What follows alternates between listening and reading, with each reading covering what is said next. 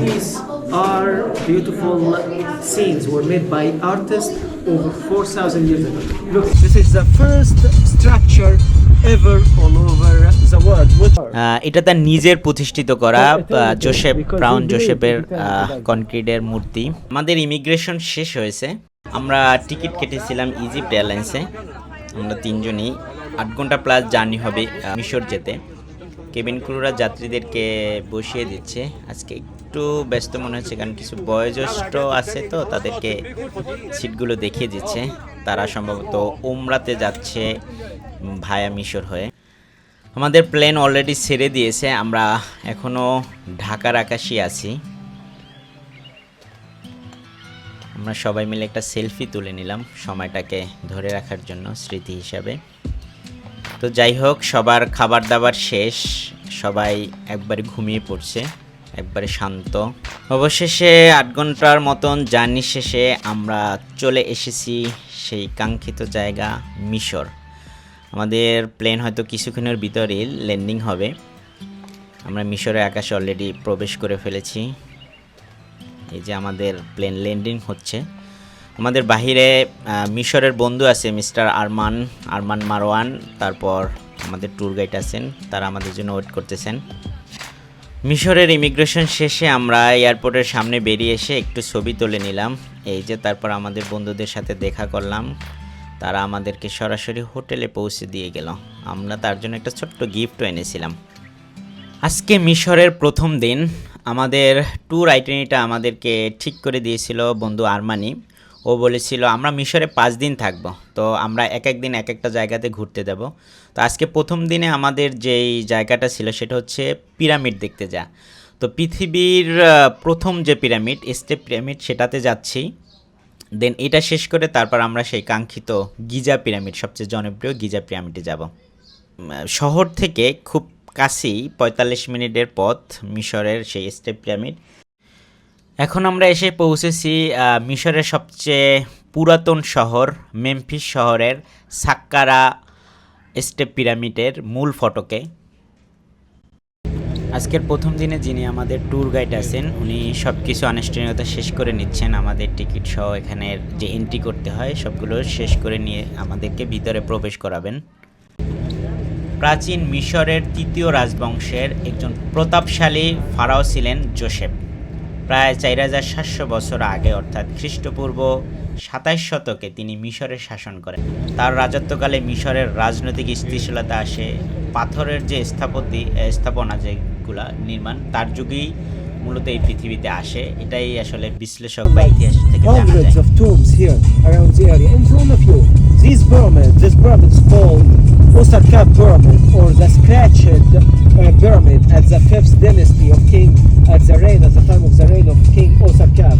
And over there, this is the oldest and the most important pyramid in the ancient world. This is the first structure ever all over the world, which dates back to over 4,700 years ago. Just try to imagine that. This structure dates back to over... আমি এখন আছি রাজপ্রাসাদের ঠিক সামনে। ভাই কেমন লাগছে?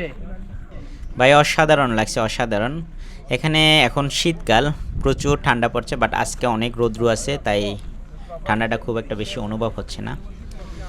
রাজা জোসেফ ঠিক এই পথ দিয়ে তার প্রাসাদে ঢুকতো। কি একটা অসাধারণ জায়গা না? সত্যি খুবই ভালো লাগছে ভাই, অসাধারণ। আমিও এই পথ দিয়ে যাচ্ছি। আমি এখন এই পথে রাজার মতন আমি তার রাজপ্রাসাদে প্রবেশ করব। প্রায় 4700 বছর আগে মিশরের সোনালী বালুকার ভূমিতে রাজত্ব করতেন মহান ফেরাউন জোসেফ। তিনি শুধু একজন রাজা ছিলেন, বিষয়টা কিন্তু এমন না। তিনি ছিলেন এমন একজন শাসক যার স্বপ্ন মিশরের ইতিহাসকে চিরতরে বদলে দিয়েছিল। জোসেফের রাজপ্রাসাদ ছিল ক্ষমতা, ঐশ্বর্য ও রহস্যের এক অপূর্ব মিলনস্থান। বিশাল প্রাচীরঘেরা প্রাসাদে প্রতিদিন জমজমাট হতো মন্ত্রীদের নিয়ে, সেনাপতি, পুরোহিত বা দূর দেশ থেকে আগত দূতদের ভিড়ে।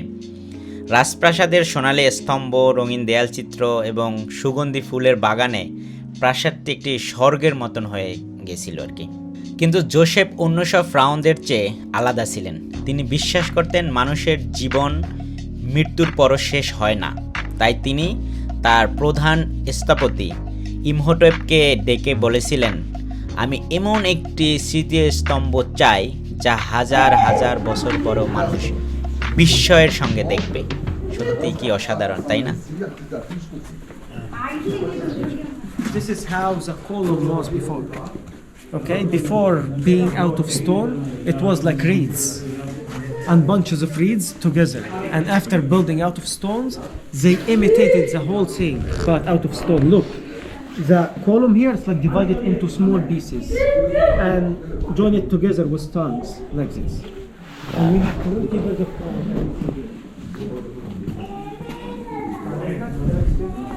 আমি এখন হাঁটছি সেই সুবিশাল স্টেপ পিরামিড, যেটা মিশরের মেমফিস শহরের সবচেয়ে পুরাতন এবং বলা হয় যে পৃথিবীর সবচেয়ে পুরাতন স্থাপনার একটি অন্যতম। ফারাও জোসেফ প্রধান উপদেষ্টা এবং বিখ্যাত স্থপতি ইমহোটেপকে এই ঐতিহাসিক স্থাপনার নকশা করেছিলেন। অর্থাৎ এটি 6টি ধাপের ওপর দিয়ে গড়া হয়েছিল, স্থাপনা করা হয়েছিল। এর উচ্চতা প্রায় 60 মিটার এবং এর মূলত একটি সুবিশাল উঠান রয়েছে। অর্থাৎ 60 মিটার হলে প্রায় 200 ফিটের মতন উঁচু হয় এবং এর আনুষ্ঠানিক অনেকগুলো কাঠামো আছে এবং মন্দির দ্বারা টোটালটা বেষ্টিত। এর আগে মিশরের ভবন বা সমাধিগুলো সাধারণত মাটির ইট বা কাঠ দিয়ে তৈরি করা হতো। ইমহোটেপই প্রথম যিনি সম্পূর্ণ পাথরের স্থাপত্য তৈরি করেছিলেন মিশরে, এবং তিনি পাথরের এই স্থাপত্য তৈরি করে প্রাচীন মিশরের স্থাপত্যে একটি বিশাল বিপ্লব ঘটিয়েছিলেন। আমি এই টোটাল স্টেপ পিরামিডের প্রাঙ্গণটা ঘুরে দেখতেছি। দেখেন আমার বাম পাশেই রয়েছে একটি সুড়ঙ্গ। এরকমের এই টোটাল প্রাঙ্গণের চতুর্দিকে অনেকগুলো সুড়ঙ্গ আছে, যেগুলো পরবর্তীতে যারা এখানে গবেষণা করেন তারা আবিষ্কার করেছেন। মূলত বলা হয় যে এই সুড়ঙ্গগুলোর ভিতরেই ছিল হচ্ছে জেলখানা, যেখানে কয়েদিদেরকে পানিশমেন্ট দেওয়া হতো। অর্থাৎ ওই সময় তো তখন যিনি আর কি, অর্থাৎ রাজা জোসেফ যখন তিনি শাসন করতো, তখন এই টাইমে যারা তার বিরুদ্ধে আচরণ করতো বা এই ধরনের যারা অপরাধ করতো তাদেরকে এই সুড়ঙ্গের ভিতরে জেলখানা ছিল। এখানে অনেকগুলো কবর পাওয়া গেছে, তাদেরকে এখানে করা হতো, তারপর তাদেরকে এখানে পানিশমেন্ট করা হতো। তো যতই আমি প্রতিনিয়ত দেখছি আমি শুধু অবাক হচ্ছি এবং মন ভরে দেখছি যে এই কত শত শত হাজার বছর পূর্বের ইতিহাসগুলো চোখের সামনে কিভাবে ভেসে উঠতেছে আমার।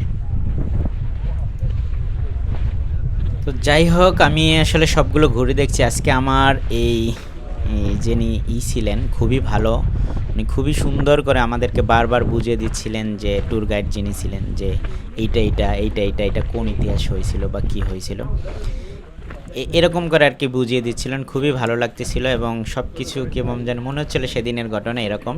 যাই হোক, এখন আমি যেই জায়গাটাতে চলে এসেছি, এই যে দেখুন এরা এই যে চোখ দিয়ে দেখতেছিল, এইটা হচ্ছে রাজা জোসেফ, ফ্রাউন জোসেফের অর্থাৎ কনক্রিটের আমি ভাস্কর্য বলি, মূর্তি বা ভাস্কর্য যেটাই বলেন।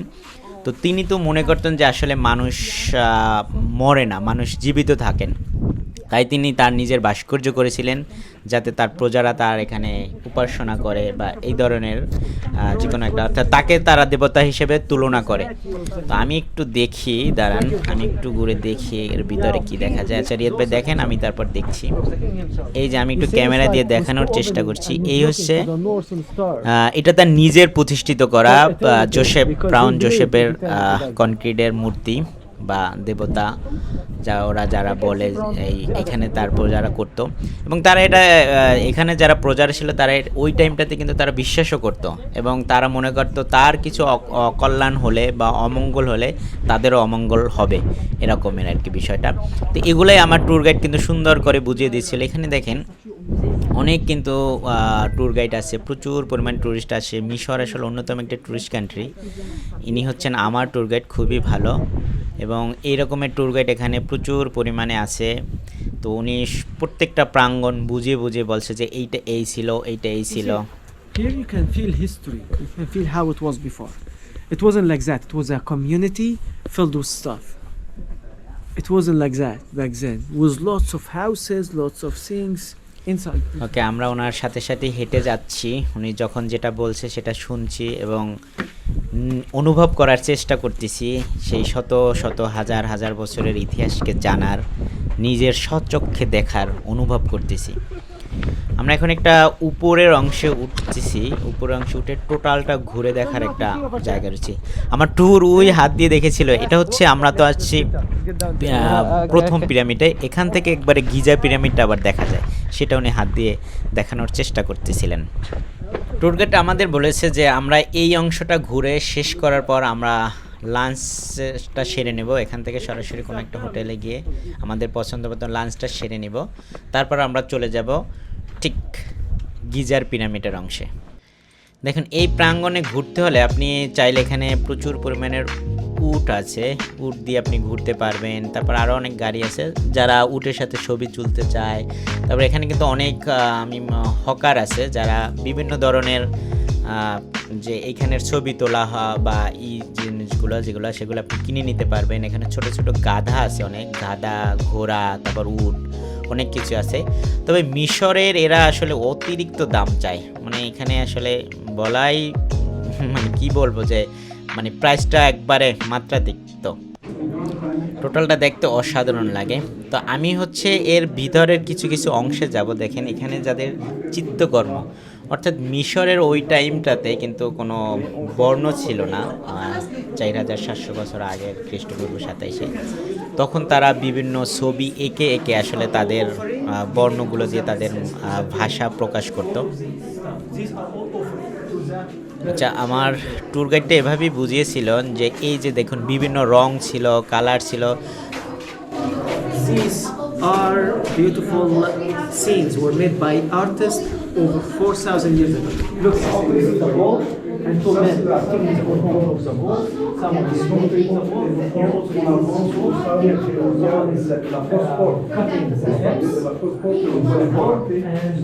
And we have here for them different. Look at the beautiful green and blue color right there. It took over 4,000 years.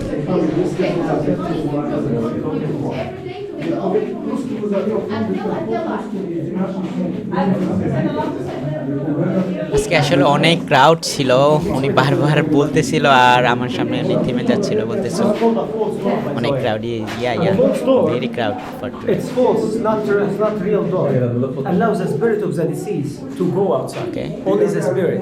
It's just the ancient, this is what they sold before. The imaginary of the king, the princess herself. All of this stuff are offerings to the princess, right? You can see the hieroglyphic language written on the door, both sides of the door. এখন আমার বিদায়ের পালা। বিদায় Joseph রাজপ্রাসাদ থেকে। প্রায় 4500 বছরের ইতিহাসের নীরব সাক্ষী তুমি। তোমার পাথরের দেয়ালগুলো আজও যেন অতীতের গল্প শোনায়, ফ্রাউন জোসেফের গৌরব আর স্বপ্নের কথা মনে করিয়ে দেয়। আজ তোমার প্রাঙ্গণ ছেড়ে যাচ্ছি, কিন্তু তোমার ইতিহাস, রহস্য আর মহিমা হৃদয়ে গেঁথে থাকবে চিরকাল। তোমার নীরব দেয়ালগুলো যেন এখনো ফ্রাউন জোসেফের পদচারণার গল্প বলে। সময়ের প্রভাবে অনেক কিছু হারিয়ে গেছে, কিন্তু তোমার মহিমা আজও অটুট। তোমার সামনে দাঁড়িয়ে বুঝেছি ইতিহাস শুধু বইয়ের পাতায় নয়, পাথরের মধ্যেও বেঁচে থাকে। আজ বিদায় নিচ্ছি, কিন্তু তোমার গল্প সঙ্গে নিয়ে যাচ্ছি এবং মনে থাকবে আজীবন।